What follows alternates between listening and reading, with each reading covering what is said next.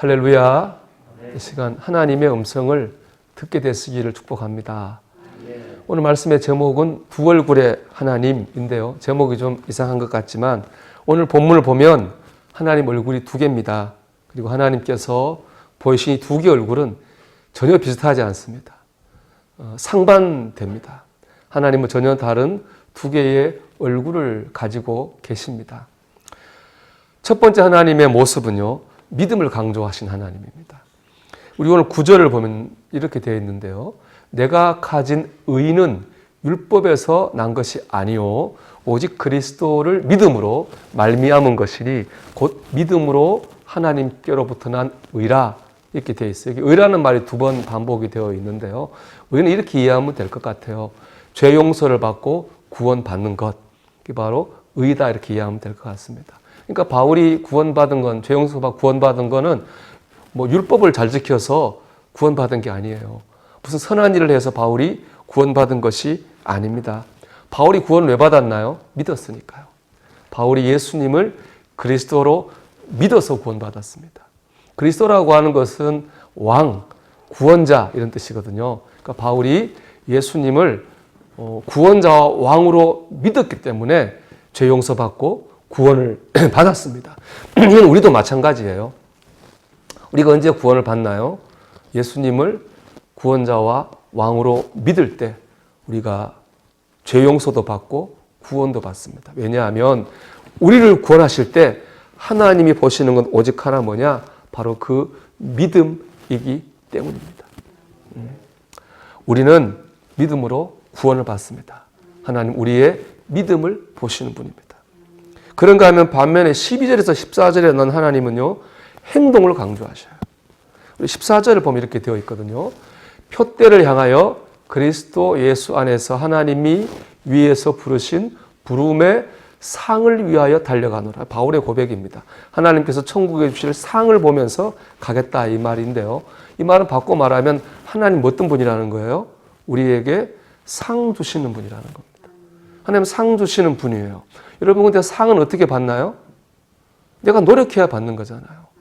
행동해야 받는 거죠. 학생들이 공부 잘하고 우등상 받으려면 공부 잘하려고 노력해야 되잖아요. 회사에서 상 받으려면 실적이 좋게 하려고 노력해야 되잖아요.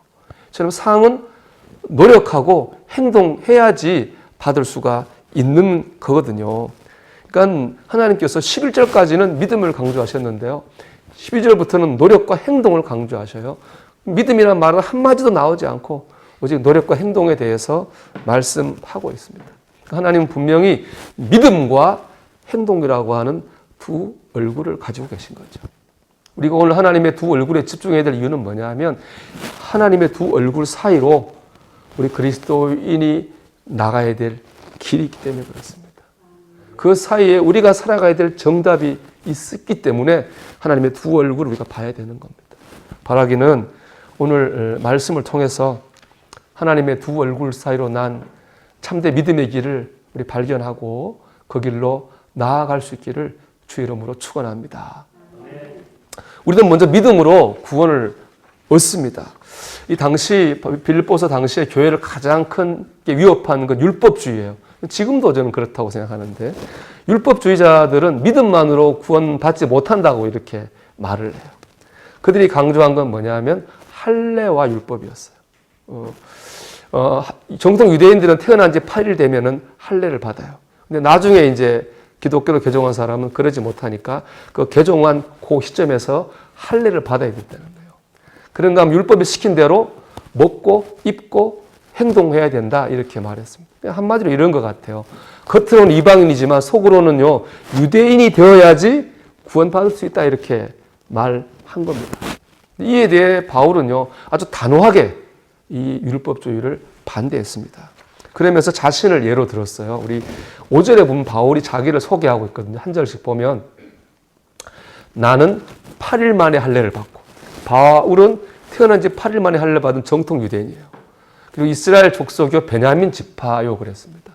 베냐민 지파는 이스라엘의 첫 번째 왕인 사울 왕의 가문이에요. 그러니까 바울은 믿음의 명문가에서 태어났다는 얘기예요. 히브리인 중에 히브리인이라는 말은 뭐냐면 엄마 아빠가 다 히브리인 유대인이라는 거예요. 그 당시 뭐 엄마는 유대인, 아빠는 헬라인 이렇게 될 수 있잖아요. 근데 히브리인 중에 히브리요라는 말은 부모가 다 유대인이라는 얘기입니다. 율법으로는 바리새인이요. 이 말은 뭐냐? 바리새인은 율법을 철저히 지키지 않은 경건주의 운동을 한 사람들입니다. 그래서 바리새인은 자타가 인정하는 율법을 잘 지키는 사람들이에요. 그러니까 바울의 소개를 보면 율법주의자의 관점에서 바울은 구원받을 만한 모든 조건을 다 가지고 있어요. 정말로 유대인 중에 유대인이에요. 그런데 그때 바울은 구원을 받지 못했어요. 죄 용서를 받지도 못했고 구원받지도 못했고 천국의 소망도 없었어요. 언제 바울이 구원받았나요? 부활하신 주님을 만나서 그 주님을 믿을 때 그때 바울이 구원받았어요. 죄 용서도 받았고요. 구원도 받았고요. 나 천국의 시민이야. 확실한 소망도 붙들게 되었습니다. 여러분, 우리를 구원으로 인도하는 것은 믿음입니다. 아이젠하워 대통령 아실 텐데요. 이분은 2차 세계대전을 승리로 이끈 지도자죠. 그 지도를 인정받아가지고 미국 대통령도 됐거든요. 이분이 죽음을 앞두고 임종 앞에서 굉장히 두려워했다고 그래요. 왜냐하면 죽음 뒤 어떻게 될지 자신이 없었으니까요. 그래서 빌리 그레이엄 목사님을 모셔다가 물었답니다. 내가 앞으로 천국 갈지 못 갈지를 물었대요. 빌리 그레이엄 목사님 말씀하시기를 아무리 전쟁의 용사고 미국 대통령이라도 저절로 천국에 갈 수는 없습니다. 가슴이 덜컥했겠죠. 그러면서 에베소서 2장 8절의 말씀을 그 아이젠하워 대통령이 읽어줬다고 그래요. 2장 8절 이렇습니다. 너희는 그 은혜에 의하여 믿음으로 말미암아 구원을 받았으니 이것이 너희에게서 난 것이 아니요 하나님의 선물이라. 여러분 그렇습니다. 구원은요 하나님의 은혜를 믿는 사람에게 주시는 선물입니다. 이게 바로 구원이거든요. 이 말을 들은 아이젠하워 대통령이 감동을 받고 그 자리에서 예수님을 진심으로 영접합니다. 그리고 이런 말을 빌리 그레이엄 목사님이 했다고 그래요. 감사합니다. 저는 이제 준비가 되었습니다. 이 말하고 편안하게 눈을 감았다고 합니다. 여러분 아이젠하워 대통령은 참 열심히 산 사람 아닙니까? 세계대전 대통령 열심히 살았습니다. 그리고 보통 사람이 생각할 수 없는 성공도 한 사람이에요. 그러나 정작 죽음 앞에서 그는 자신의 삶에 자신이 없었습니다. 우리도 그렇지 않겠습니까? 여러분 열심히 살았다고 해서 안 되는 일이 있습니다. 세상의 어떤 성공으로도 할 수 없는 일이 있습니다. 그건 뭐냐? 죄 용서받고 구원받는 일입니다. 이것은 오직 하나님의 은혜로만 가능합니다. 은혜를 믿는 믿음으로만 가능합니다. 우리는 이 은혜로 구원받은 사람인 줄로 믿습니다. 그렇기 때문에 우리가 감사하며 살아야 되고요. 겸손하게 살아야 됩니다. 생각해 보세요. 우리가 내 힘으로 아무리 안 되는 것을 믿음으로 선물로 받았잖아요. 감사해야죠. 또 내가 잘해서 구원받은 게 아니잖아요. 겸손할 수밖에 없는 거예요. 그러니까 정말 내가 믿음으로 구원받았음을 믿는 사람이라면은 이렇게 고백해야 될 것 같아요. 나 같은 죄인을 구원해 주시니 감사합니다. 날마다 이렇게 고백하는 사람이야말로 정말 믿음으로 구원받았음을 믿는 사람인 줄 믿습니다. 여러분 우리가 이 한 주간 이 앞으로 이거 잊지 않았으면 좋겠어요. 잘 있거든요. 잊지 말고 날마다 정말 하나님께 감사하고 우리 겸손한 마음으로 살아가는 저와 여러분 되시기를 축복합니다. 둘째로 믿음의 행동이 우리의 구원을 완성합니다. 우리 12절과 14절까지 말씀을 이렇게 읽어보면 딱 떠오르는 단어가 있어요. 이건데요. 미완성이에요. 미완성이라는 단어가 딱 떠올라요. 우리 12절 말씀에 이런 구절이 있어요. 내가 이미 얻었다 함도 아니요 온전히 이루었다 함도 아니라. 내가 다 얻은 거 아닙니다. 온전히 이룬 것도 아닙니다. 우리의 구원은 아직 미완성이라는 겁니다. 우리의 구원이 완성되려면요. 우리가 앞으로 한 가지 과정을 더 거쳐야 됩니다. 그건 뭐냐? 고린도전서 3장에서 말하는 공적 심판이에요. 고린도전서 3장 12절 보면 이렇게 되어 있는데요. 만일 누구든지 금이나 은이나 보석이나 나무나 풀이나 짚으로 이 터 위에 세우면 이렇게 돼 있어요. 무슨 말씀이냐면 이 고린도 3장은 우리 신앙생활을 집 짓기로 비유하고 있어요. 집을 짓는 건데 먼저 마지막 이 터 위에 세우면이라고 했습니다. 이 터는 뭐냐? 바로 예수님을 의미하는 거예요. 그러니까 우리 신앙인의 삶이라고 하는 것은 예수님 있는 믿음 위에서 집을 지어가는 것과 똑같다는 거예요. 근데 다른 거 하나는 뭐냐? 집을 짓는 재료가 달라요. 금, 은, 보석으로 지을 수도 있고요. 나무나 풀이나 지푸라기로도 집을 지을 수 있어요. 그건 자유예요. 내가 뭘 선택하든지 어떤 재료로 내 집을 지을 건지는 자유거든요. 근데 그 재료가 의미하는 건 뭐냐? 우리의 말과 행동이에요. 우리가 예수님을 믿고 구원받았다고 믿고요. 앞으로 우리가 살아가는 삶은 우리의 선택이에요. 이런 말을 하고 이렇게 살 수도 있고 저런 말을 하고 저렇게 살 수 있어요. 그런데 다 자유고 각자 선택인데 똑같이 있지만 이렇게 하나 있어요. 그건 뭐냐? 우리가 지은 이 믿음의 집이 언젠가 불시험을 통과할 날이 꼭 온다는 거예요. 고린도서 3장 13절의 말씀이에요. 각 사람의 공적이 나타날 터인데 그날이 공적을 밝히리니 이는 불로 나타내고 그 불이 각 사람의 공적이 어떠한 것을 시험할 것임이라. 그렇습니다. 우리가 지은 이 믿음의 집, 우리의 삶이 불을 통과해요. 불을 통과해가지고 통과했는데도 멀쩡해요. 그러면 상을 받는 거예요. 다 타버리면 어떻게 되겠어요? 상 하나도 못 받겠죠. 겨우 구원만 받, 이른바 부끄러운 구원을 받을 수밖에 없어요. 불에 안 타야 되겠죠. 여러분, 불에 안 타려면 뭘로 지어야 되나요? 불에 안 타는 걸로 지어야죠. 금이나 은이나 보석으로 지어야 됩니다. 나무나 풀이나 짚으로 지으면 다 불타고 말 것입니다. 금은 보석같이 귀하게 살아야 됩니다. 잘 살아야 됩니다. 우리가 선하게 살려고 노력해야 됩니다. 믿음은 구원으로 받아요. 하지만 구원받은 사람은 선하게 살려고 노력해야 돼요. 그게 왜냐? 구원의 완성이기 때문에 그렇습니다. 우리는 우리의 구원의 완성시켜야 되거든요. 이를 위해서 우리가 해야 될 게 있어요. 뭐냐? 주님께 잡힌 바 된 삶을 살아야 돼요. 믿는 사람 선하게 살려고 노력해야죠.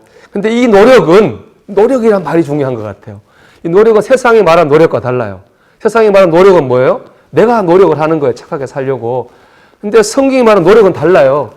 내가 착하게 살려고 노력하는 게 아니라 하나님이, 예수님이 하게 하셔야 돼요. 주님이 하게 하시는 겁니다. 우리 12절 하반절에 참 멋있는 말이 나와요. 오직 내가 그리스도 예수께 잡힌 바 된 그것을 잡으려고 달려가느라. 우리는 주님께 잡힌 바 되는 삶을 살아야 돼요. 주님이 하게 하시는 삶을 살아야 돼요. 국회의원이고 작가였던 김홍신 씨 여러분 아실 텐데 이분이 인생 사용 설명서라는 책에서 담배 끊는 얘기를 쓰고 있어요. 이분이 아주 골초예요. 글 쓰는 분 담배 많이 피잖아요. 38세까지 담배를 폈어요. 이제 방송이나 뭐 많이 나오잖아요. 담배 많이 피면 폐암 생긴다. 또 내가 담배 피는 것 때문에 다른 사람에게 간접 살인이 될 수도 있다. 그런 말 들을 때마다 끊어야 되나. 그런 생각을 안 한 건 아닌데 뜻대로 안 되잖아요. 담배를 피웠고요. 글 한 장 쓸 때는 하루에 서너 갑씩 피우고요. 심지어 이분이 쓴 수필 중에 이런 글이 있어요. 죽는 날에도 담배를 입에 물고 죽겠다. 그런 글도 썼거든요. 이분이 38세 담배를 딱 끊었어요.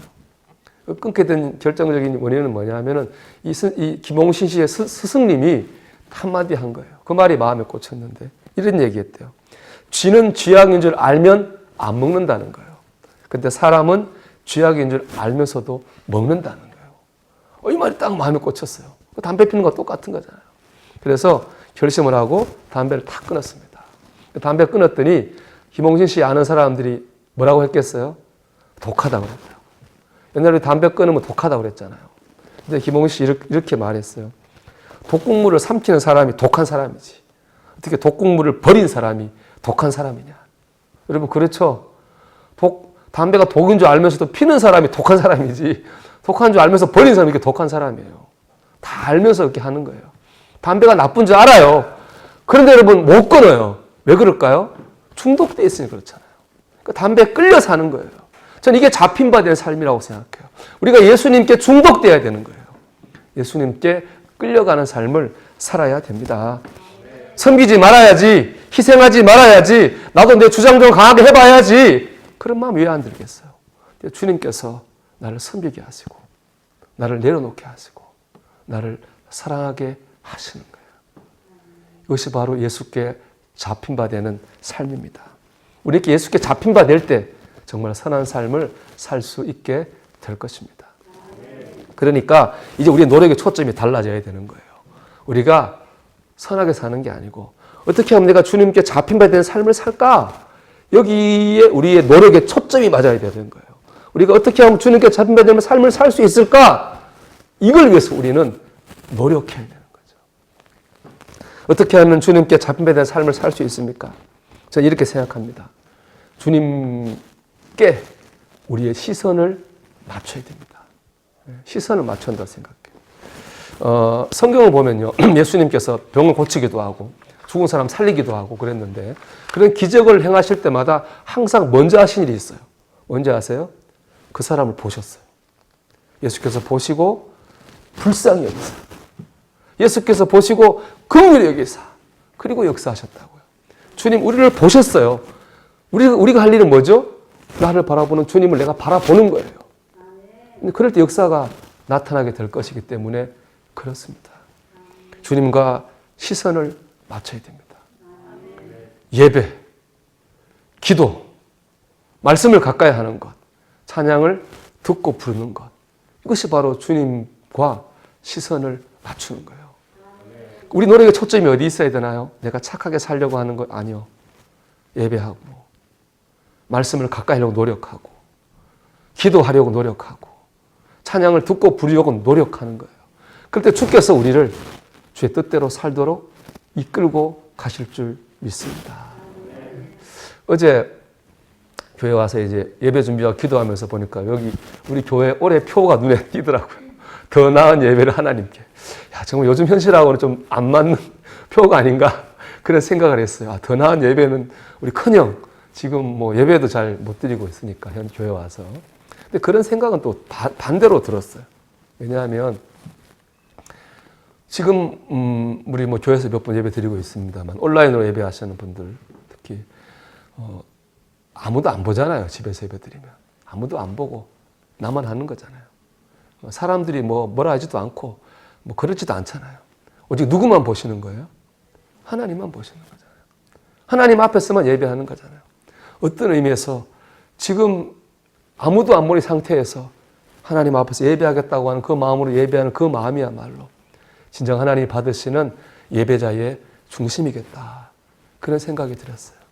그래서 정말 어떻게 보면 더 나은 예배를 드릴 수 있는 외적으로는 덜 갖춰지고 좀 어색하죠. 집에서 여러분 나도 아무도 없어 설교하는데 어색하죠. 여러분 얼마나 혼자 찬송하고 어색하겠어요. 그럼에도 불구하고 하나님 앞에 예배해야 되겠다는 그 중심이야말로 정말 하나님 받으시는 예배 아닐까 그런 생각을 했습니다. 그것이 바로 주님께 시선을 맞추는 거죠. 근데 주께서 그럴 때 우리를 잡힌 바 된 삶으로 끌어가실 줄로 믿습니다. 믿음으로 구원을 받고 주님과 시선을 맞추기에 노력하는 것. 그것이 바로 하나님의 두 얼굴 사이로 보이는 생명의 길입니다. 바라긴 이 길로 나아가는 저와 여러분이 되시기를 주의 이름으로 축원합니다.